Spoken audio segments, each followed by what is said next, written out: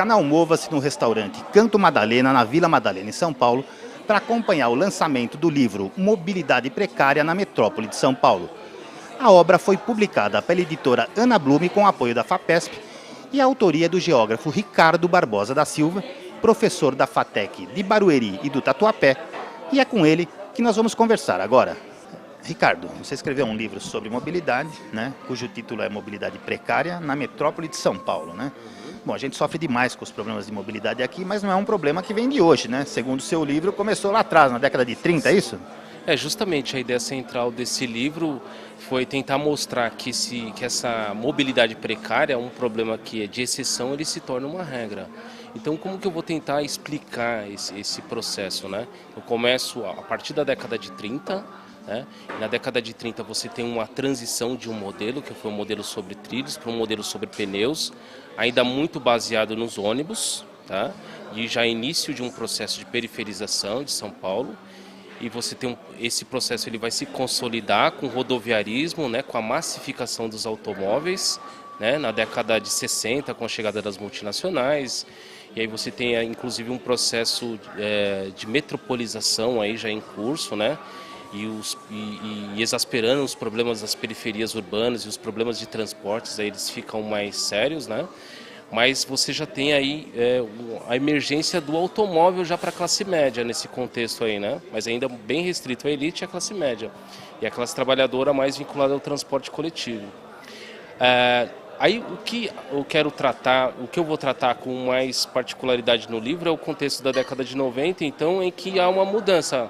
Que ao mesmo tempo que você tem uma popularização do transporte individual, primeiramente com o carro popular e depois com as motocicletas, você tem praticamente na década de 90 um abandono do transporte coletivo, né? E que nos anos 2000 ele começa a aparecer esse tema dos transportes coletivos, né? Mais como um discurso, até culminar nas manifestações de 2013, né? Que as pessoas começam a se posicionar em relação a esse termo de uma maneira mais séria, mais política, né? E exigindo um outro tipo de mobilidade, né? Exigindo um direito à mobilidade. Acho que o livro ele percorre mais ou menos esse percurso. E uma coisa, não há distinção quando se trata de problemas de mobilidade, não há distinção de classe social, de renda, né? Então, nesse contexto mais atual, é isso que eu tento mostrar. E aí, para eu mostrar isso, eu vou trabalhar, primeiro, eu vou falar que a mobilidade precária, ela é muito baseada pelas condições, pelas péssimas condições de deslocamento, né?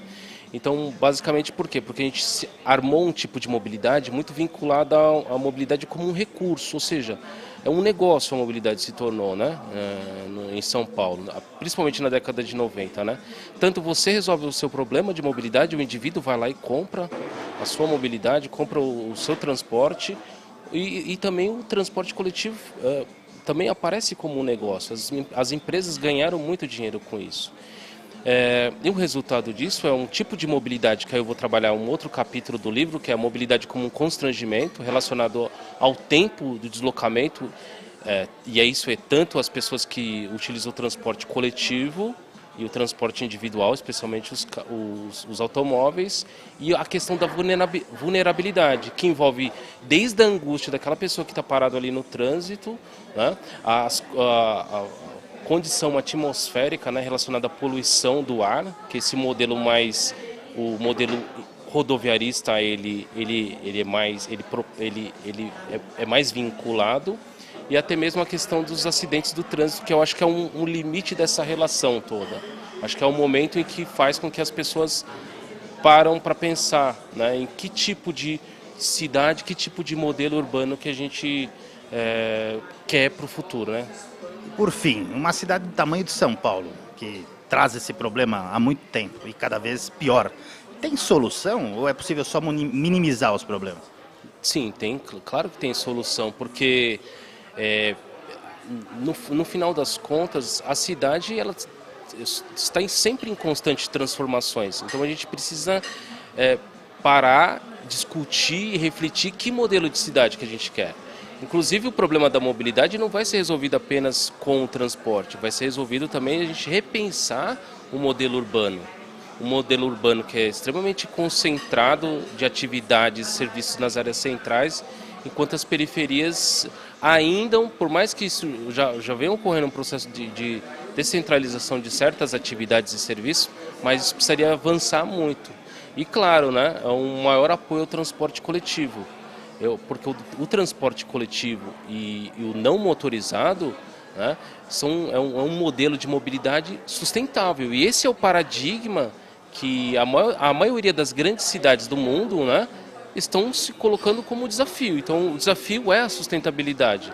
Então a gente precisa sentar, a sociedade precisa sentar, refletir e negociar e fazer um pacto de que tipo de modelo, que tipo de cidade, que tipo de modelo urbano que se pretende para o século XXI.